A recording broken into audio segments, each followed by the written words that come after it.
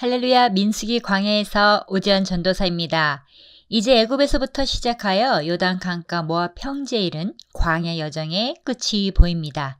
민수기 33장은 길고 긴 40년의 노정을 기록합니다.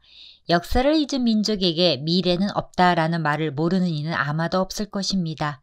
이스라엘을 향해 하나님께서는 지금까지의 광야 여정을 뒤돌아보게 하십니다.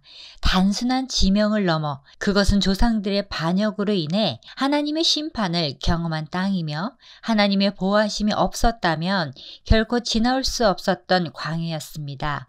진을 쳤거나 머물렀던 거점들이 열거되고 중요한 사건들이 간략하게 자세히 기록한 목적은 무엇이며 가나안 정복의 2세대들에게 사명을 지시하시는 중요한 말씀입니다. 모세와 아론의 인도로 대오를 갖추어 애굽을 떠난 이스라엘 자손들의 노정은 이러하니라. 모세가 여호와의 명령대로 그 노정을 따라 그들이 행진한 것을 기록하였으니 그들이 행진한 대로의 노정은 이러하니라. 이스라엘 백성의 과거 출애굽할 때 대오를 갖춰 나았다고 증거합니다. 대오를 갖추다라는 표현은 군대와 같은 모습으로 움직였다는 의미입니다. 그러나 이스라엘은 애굽에서 바로의 군대가 아닌 바로의 종으로 살아왔고 그 어떤 군사적 훈련이나 조직이 없던 상황이었기에 군대와 같이 대오를 갖추어 출애굽하는 것은 불가능한 일이었습니다.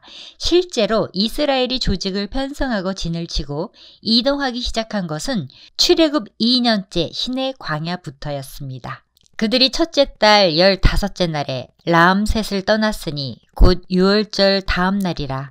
이스라엘 자손이 애굽 모든 사람의 목전에서 큰 권능으로 나왔으니 애굽인은 여호와께서 그들 중에 치신 그 모든 장자를 장사하는 때라. 여호와께서 그들의 신들에게도 벌을 주셨더라. 하나님의 크신 권능으로 이스라엘 백성이 유월절 다음 날 1월 15일에 애굽의 라암셋을 출발하였습니다. 애굽인이 자기들 장자의 장례를 치르고 있는 상황에서 이스라엘은 자유의 출발을 하였던 것입니다.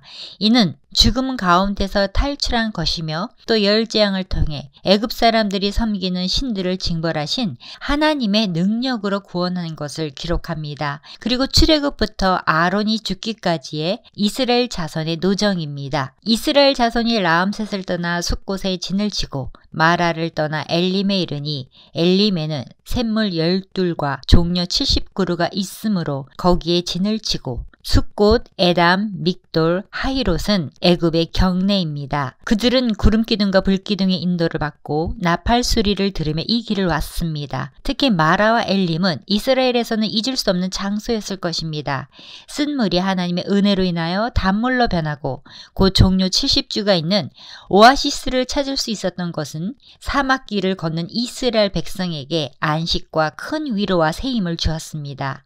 성도는 고난길에도 하나님께서 좋은 것을 만나게 해주십니다. 엘림을 떠나 홍해가에 진을 치고 르비딤을 떠나 시내 광야에 진을 치고 10절부터 15절에서는 홍해가, 신광야, 돕가, 알로스를 지나 르비딤, 시내 광야에 진을 친 것을 기록하고 있습니다. 이는 이스라엘이 먹을 것과 마실 것이 없다는 것 때문에 불평하고 모세를 대적했던 장소들입니다. 그러나 하나님께서는 하늘에서 만나를 내려주시고 르비딤에서는 반석에서 물을 내셔서 이스라엘을 먹이셨습니다. 그리고 결국은 시내 광야에 도착하여서 시내 산에서 하나님과의 언약이 세워졌던 것입니다. 시내 광야를 떠나 기브롯 핫다와의 진을 치고 가데스를 떠나 에돔 땅 변경의 호르산에 진을 쳤더라. 16절부터 37절까지는 이스라엘이 40년 동안 방황했던 여정을 기록하고 있습니다. 가데스 바네아에서의 반역과 실패 이후 이스라엘은 가나안에 들어가지 못하고 이렇게 이곳저곳을 방랑하며 세월을 보내야 했던 것입니다. 이스라엘 백성이 이렇게 광야에서 40년이나 유리하게 된 것은 그들이 하나님의 명령을 불순종하였기 때문이고 가나안 원주민들을 두려워했기 때문입니다. 이스라엘 자손이 애굽 땅에서 나온 지 40년째 5월 초하루에 제사장 아론이 여호와의 명령으로 호르산에 올라가 거기서 죽었으니 아론이 호르산에서 죽던 때의 나이는 123세였더라. 호르산에서의 모세 형 아론이 죽습니다. 본문에서 아론의 죽음은 곧 불순종했던 출애굽 첫 세대의 죽음을 대표합니다. 이제 첫 세대의 죽음과 함께 이후에는 그 아들 엘리아사를 대제사장으로 삼고 모세가 모압 평지 여기까지 이끌고 온 것입니다. 이 여정 동안 이스라엘은 아랏, 아모리, 바산, 미디안과 싸워서 승리하였고 그 땅을 차지하였습니다. 41절부터 49절까지는 호르산에서부터 모압 평지까지의 노정을 기록합니다. 아바림 산을 떠나 여리고 맞은편 요단 강가 모압 평지에 진을 쳤으니 요단 강가 모압 평지의 진영이 베저시못에서부터 아벨 시딤에 이르렀더라. 이스라엘 백성이 광야 여행을 시작하였던 곳인 라암색과 그 여행이 종착지인 모압 평지를 포함하여 애굽에서 출발하여 시내산에 이르기까지 이스라엘 군대가 진을 친 곳 11곳, 또 시내산에서 출발하여 가데스에 이르기까지 진을 친 곳 21곳, 가데스에서 출발하여 모압 평지까지 진을 친 곳 9곳으로 출발지 람셋을 포함하면 공식적으로 42개의 지역입니다. 이 지역들을 언급한 의도는 사건들을 기억하기 위함입니다. 즉 여행 여정이 아니라 구원의 여정, 은혜의 여정을 다시 확인하는 것입니다.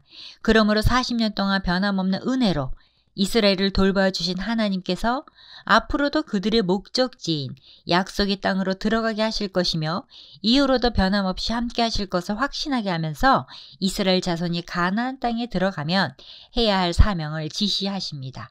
이스라엘 자손에게 말하여 그들에게 이르라. 너희가 요단강을 건너 가나안 땅에 들어가거든 그 땅의 원주민을 너희 앞에서 다 몰아내고 그 새긴 석상과 부어 만든 우상을 다 깨트리며 산당을 다 헐고 그 땅을 점령하여 거기에 거주하라. 내가 그 땅을 너희 소유로 너희에게 주었음이라. 너희의 종족을 따라 그 땅을 제비 뽑아 나눌 것이니 수가 많으면 많은 기업을 주고 적으면 적은 기업을 주되 각기 제비 뽑은 대로 그 소유가 될 것인즉 너희 조상의 지파를 따라 기업을 받을 것이니라. 가나안 입구인 여리고 맞은편 모압 평지에서 여호와께서 이스라엘 백성에게 다짐시킨 내용입니다. 하나님이 기대하시는 것은 하나님이 은혜를 주셨고 하나님이 복을 주셨는데 은혜를 받고 복을 받은 이스라엘이 이제 새로운 가나안으로 들어갈 때 이스라엘의 이 세대는 가나안에서 이스라엘 백성들이 어떻게 사느냐 하는 것입니다. 첫 번째는 가나안의 거주민들을 다 몰아내야 한다는 것입니다. 하나님께서 가나안 땅을 이스라엘에게 주신 것은 가나안 사람들의 죄악에 대한 심판의 의미도 있습니다. 그러므로 이스라엘은 가나안 족속을 모두 그 땅에서 몰아내야 합니다. 그 이유는 악한 자들은 언제나 사람을 괴롭게 하는 것뿐입니다. 사도 바울도 이제 내가 너에게 쓴 것은 만일 어떤 형제라 일컫는 자가 음행하거나 탐욕을 부리거나 우상 숭배를 하거나 모욕하거나 술 취하거나 속여 빼앗거든 사귀지도 말고 그런 자와 함께 먹지도 말라 함이라. 이 악한 사람은 너희 중에서 내쫓으라 기록합니다. 두 번째는 모든 우상을 제거해야 한다는 것입니다. 그 땅의 우상을 그냥 두면 이스라엘 백성을 미혹시켜 하나님을 떠나게 하기 때문입니다. 성도가 죄를 청산하지 않으면 복을 받은 후에도 다시 멸망의 구렁텅이에 빠지기 쉽습니다.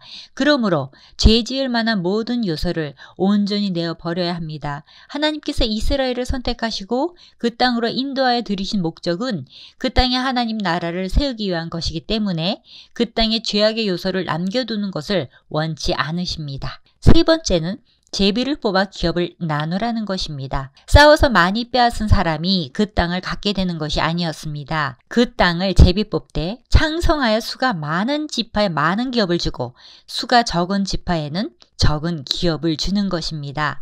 이런 분배 방식을 전쟁 전에 미리 알려주시는 것은 대단히 이해가 안 됩니다. 고대 전쟁에서 병사들의 전투의 사기는 애국심에서 나오기보다는 차지하게 될 전리품에 대한 기대감에서 시작됩니다. 그런데 하나님께서는 가나안 정복 전쟁 직전에 기업 분배의 원칙이 그들의 능력으로 빼앗을 전쟁 공로에 있지 않고 어디까지나 하나님께서 아브라함과 맺으신 언약을 반드시 지키시는 신실함과 은혜 때문임을 나타내고 있습니다. 너희가 만일 그 땅의 원주민을 너희 앞에서 몰아내지 아니하면 너희가 남겨둔 자들이 너희의 눈에 가시와 너희 옆구리에 찌르는 것이 되어 너희가 거주하는 땅에서 너희를 괴롭게 할 것이요 나는 그들에게 행하기로 생각한 것을 너희에게 행하리라. 마지막으로 만약 여호와의 지시대로 하지 않으면 그들에게 행할 것을 이스라엘에게 행할 것이라는 경고입니다.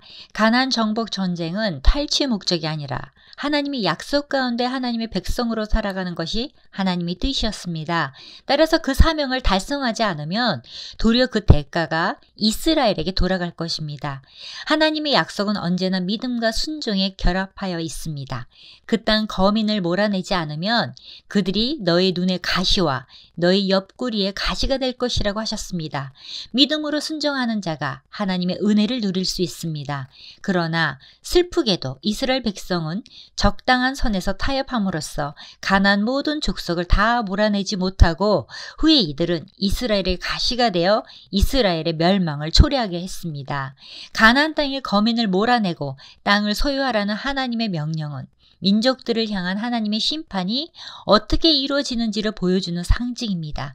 물론 이스라엘 안에 죄의 문제를 다루는 것이기도 하지만 동시에 하나님께서는 마지막 날에 모든 민족을 심판하실 것을 여기서도 자기 백성을 통하여 보여주셨습니다. 마무리합니다. 민수기 33장의 노정의 기록을 통해 믿음의 다음 세대에게 말씀하십니다. 첫째, 하나님의 역사를 기억하라고 하십니다. 노정의 목록은 거의 다 지명 1색입니다. 고대의 왕들은 출정하여 체류했던 지역을 마치 전쟁 일기처럼 기록하게 했습니다. 본문도 그런 성격을 갖고 있어 지명이 기록된 것은 틀림없는 역사적 사실임을 후대에 밝히고자 함입니다. 둘째, 하나님의 인도하심을 신뢰하라고 하십니다. 한 곳 한 곳 그동안 거쳐온 지역의 이름이 호명될 때마다 많은 생각이 떠올랐을 것입니다.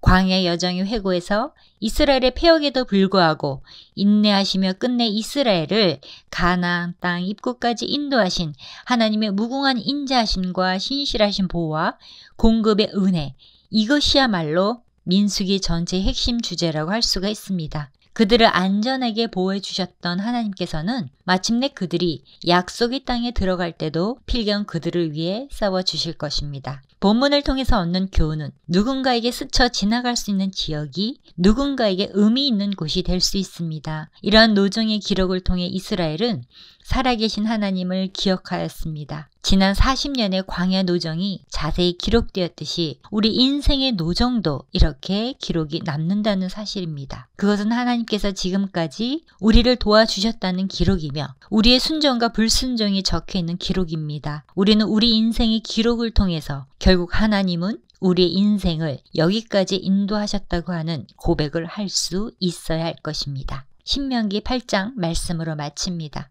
내가 오늘 명하는 모든 명령을 너희는 지켜 행하라. 그리하면 너희가 살고 번성하고 여호와께서 너희 조상들에게 맹세하신 땅을 들어가서 그것을 차지하리라.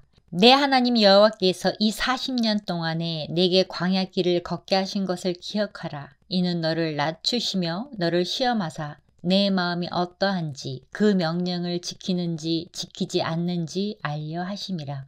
너를 낮추시며 너를 줄이게 하시며 또 너를 알지 못하며 내 조상들도 알지 못하던 만나를 내게 먹이신 것은 사람이 떡으로만 사는 것이 아니요 여호와 입에서 나오는 모든 말씀으로 사는 줄을 내가 알게 하려 하심이니라. 이 40년 동안에 내 의복이 헤어지지 아니하였고 내 발이 부르트지 아니하였느니라.